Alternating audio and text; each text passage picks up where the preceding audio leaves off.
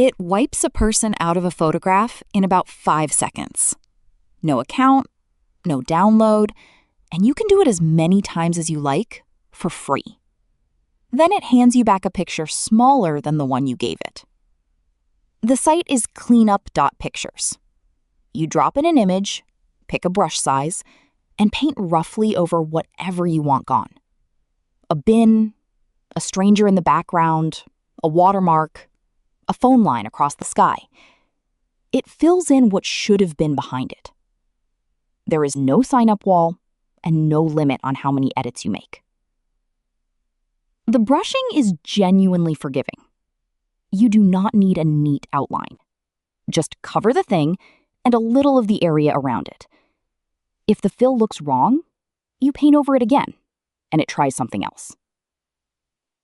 I have not paid for this.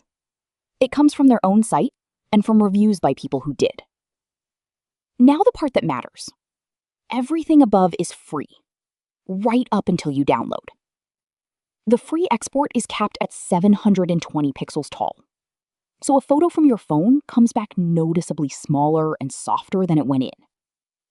Full resolution is the paid plan, around $5 a month or $36 for the year.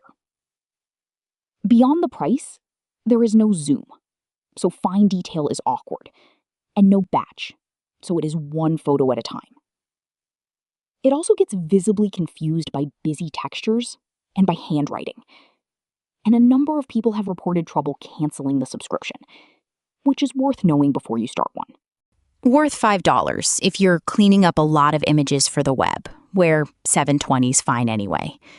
Skip it if you want the full-size file back, because Google Photos now does the same job, free, for everyone, at full resolution, on the phone that took the picture.